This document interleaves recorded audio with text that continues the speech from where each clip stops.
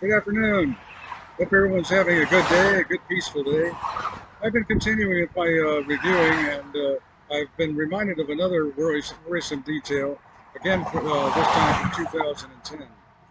Um, on the particular occasion, a difficulty had been an old man who got into the sound. They talked mufflers. Sometimes they really sound really terrible about being able to talk auto mufflers.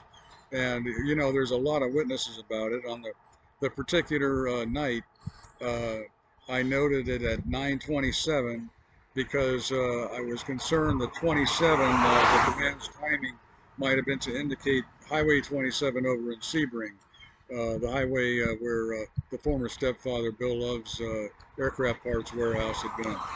So anyway, he gets into the sounds saying a threat of these funerals are going to start the conflagration and emphasizing that his funerals are going to start. Speaking of himself, whoever he was, and others who had staged their deaths. Now, I've detailed the matter before. I'm not going to spend extra time to mention names, except for the former stepfather, whom had staged his death in Bradenton. There was an obituary for him in the Bradenton Herald back in 2005. And the man, and of course everybody knows that Ronald Reagan was in 2005 also. So anyway, he says threatens to start a nuclear conflagration somehow, and the indication was Sebring. And so I don't know if it was the former stepfather or not, but it was a worry. So I forwarded to what the details, whatever news I reported to at that time. And possibly the sheriff's department. I sent a lot of matters to the local sheriff's department. As a matter of fact, one day when I was in the library, an old man who insisted that he was from the sheriff's department was partly monitoring my work using a computer in the library, and he basically said that no matter who I addressed to anywhere, that the sheriff's department was having access to my email account. So I partly appreciated it because it took part of the burden off of me, that in the future if anyone tried to accuse that I wasn't reporting or being negligent.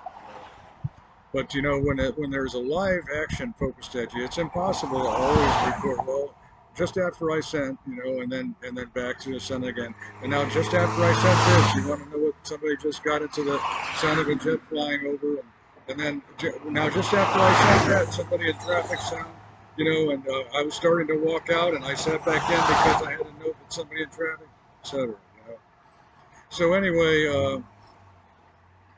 So that was a concern. And then another detail was that a man who did sound like and portrayed himself as being the former stepfather had, for the first time, set an emphasis of Krupp.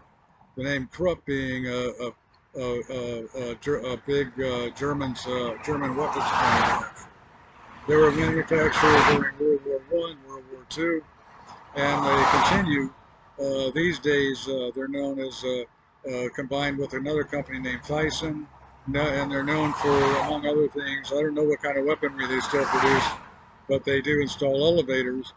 And since I was doing my work in Gulfgate Library back then, the comment Bill Love saying Krupp might be significant because for the new library, the particular library that I accomplished all my work in was torn down, and the new library included a Krupp elevator.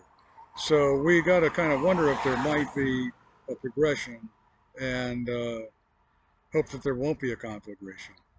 Have a good, peaceful day.